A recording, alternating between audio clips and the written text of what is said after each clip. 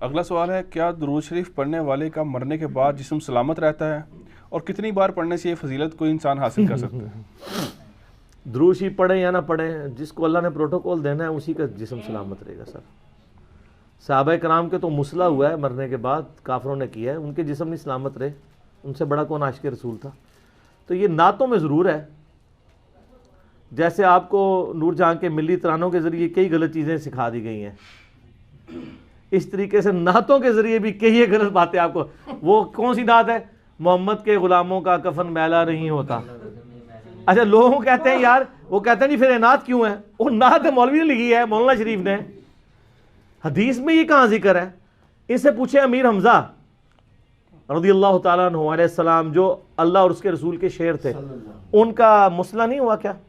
ناک کان نہیں کاٹے گئے؟ کتنے صحابہ کو رومن امپائر کی جنگوں کے دوران تیل کے کڑاؤں میں نہیں جلایا گیا، جو چھوٹی چھوٹی بیٹل فیلڈز ہوتی تھیں؟ کتنی کتنی تکلیفیں انہوں نے دیکھی ہیں. تو آپ کے بزرگوں کا کفن میلا نہیں ہوتا، ان کے تو جسم ہی سارے کر دیے گئے ہیں. تو اس میں پھر اب سمجھانے کے لیے مجھے نچلے لیول پہ اترنا پڑتا ہے کہ اگر آپ کسی بزرگ کے بارے میں مان رکھتے ہیں نا، اور وہ فوت ہو جون جولائی میں، اس کی لاش ایک ہفتے کے لیے صرف چوراہے پہ رکھتے ہیں، تو ہم دیکھتے ہیں کفن میلا ہوتا ہے کہ نہیں؟ باہر ہی میلا ہو جائے گا جب جسم میں تعفن پھیلے گا. یہ ایک نیچرل پروسیس ہے، اس سے بزرگی کا کوئی تعلق نہیں. قبر میں جسم کا سلامت رہنا یہ صرف نبیوں کا پروٹوکول ہے، جو ابو داؤد میں حدیث ہے.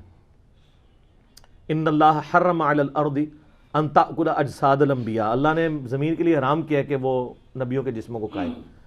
یا کسی صحابی کے لیے بھی پروٹوکول ہو سکتا ہے، جیسے حضرت عمر کا پاؤں نکل آیا تھا، بخاری میں آتا ہے 63 سال بعد، حیات النبی علیہ لیکچر میں نے بتایا. باقی یہ ضروری نہیں ہے. حضرت ابوبکر کا تو پھر عقیدہ ہی ڈیفرنٹ تھا، صحیح بخاری میں موجود ہے. حضرت ابوبکر نے حضرت عائشہ کو بلایا اور کہا رسول اللہ صلی اللہ علیہ وسلم کی وفات کتنی عمر میں ہوئی تھی؟ ان کا 63 سال میں. ان کا میری عمر کتنی ہے؟ ان کا 63 سال. ان کا حضور کس دن فوت ہوئے تھے؟ سوموار کو. انہوں نے کہا آج کون سا دن ہے؟ کا سوموار. ان کا میں بھی امید کرتا ہوں مجھے بھی سوموار کو موت آئے گی. حدیث کے الفاظ ہیں سوموار کو موت ہی نہیں آئی، ان کو اگلے دن فوت ہوئے. سارا علم اس کا ہمارا کلپ ہے، حضرت ابوبکر کا علم غیب. تو آڑے بزرگوں کا علم غیب میں چٹنا ہے. اور یہ شکر ہے کہ آپ اس دن فوت نہیں ہوئے. انہوں نے کہا پہلی دستا نے ہوں حضرت ابوبکر تو بڑا کیڑا بزرگ ہے، دسو ان سے بڑا کون ہے اولیاء اللہ میں سے؟ حضرت ابوبکر کے بارے میں تو اعلیٰ حضرت نے لکھا ہے کہ اولیاء کے سردار ابوبکر ہیں. لوگ ایکسپیکٹ کرتے ہیں وہ شیخ عبد القادر جیلانی کہہ دیں گے ان کا اولیاء کے سردار ابوبکر ہیں، اور یہی بات ٹھیک ہے. تو اس میں یہ بھی الفاظ ہیں، انہوں نے کہا مجھے نیا کفن نہیں دینا، کیونکہ یہ تو جسم گل سڑ کے پیپ اور بدبودار یہ کفن نے ہونا ہے مرنے کے بعد. تو صاف کپڑے تو زندہ لوگوں کا حق ہے.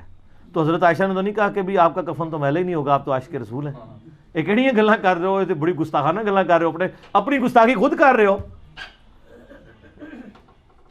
یہ آمدہ جو بندہ یہ کہنا کہ کفن میلا نہیں ہوتا، اس کو کہ میلا تو چھوٹی بات ہے. حضرت بکر تو اپنے بارے میں کہہ رہے ہیں.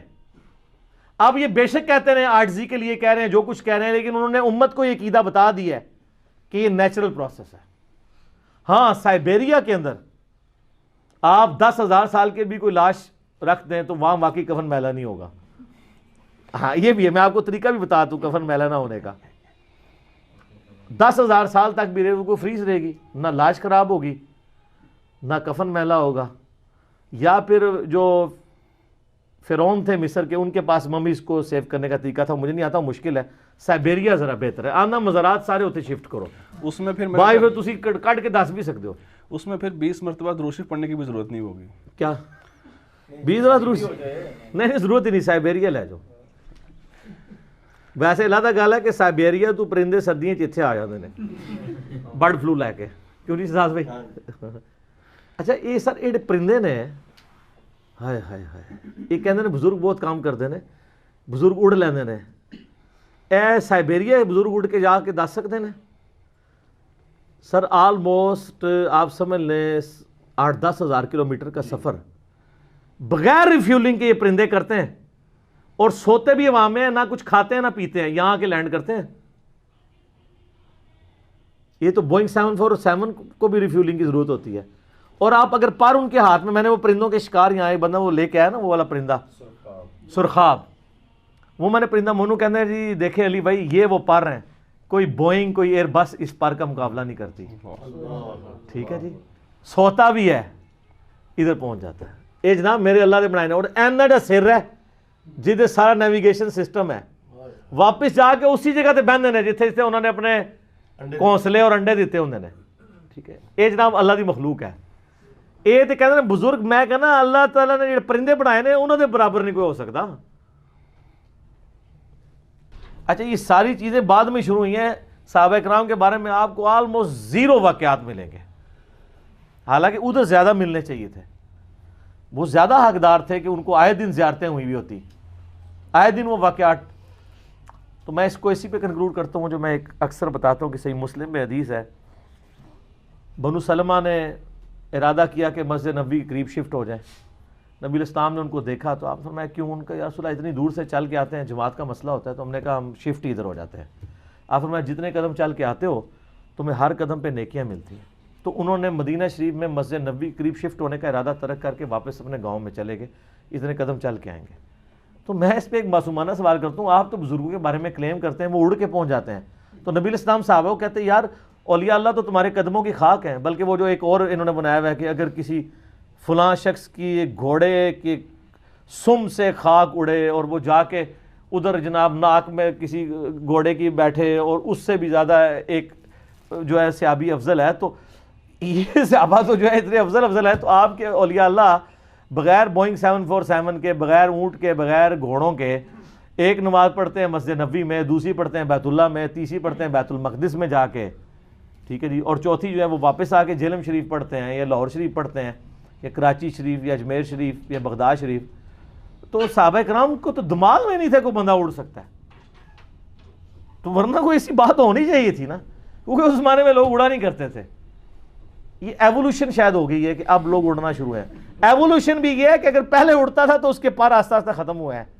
ایوولوشن یہ تو ڈارون بھی نہیں منتا کہ کتے پر نہیں سن تو ہوں اگنے شروع ہو گئے نے، یہ وہ ایوولوشن ہے جی ڈارون بھی نہیں منتا، ٹھیک ہے۔ وہ کہتے ہیں پرندے سن تھلے آئے تو اینج ہویا تو یہ جڑی یعنی صوفیاں دی اور مولویاں دی ایوولوشن ہے تو بڑی ڈاڈی ہے۔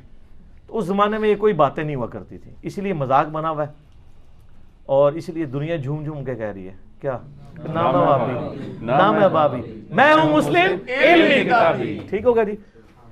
سبحانک اللہم و بحمدک اشہد ان لا الہ الا انت استغفرک و اتوب الیک وما علینا الا البلاغ المبین۔ صلاۃ بر محمد و آل محمد، اللہم صلی علی محمد و علی آل محمد وبارک وسلم وصلی علیہ۔ سبحان ربک رب العزت عما یصفون وسلام علی المرسلین والحمد للہ رب العالمین۔ جزاک اللہ خیر۔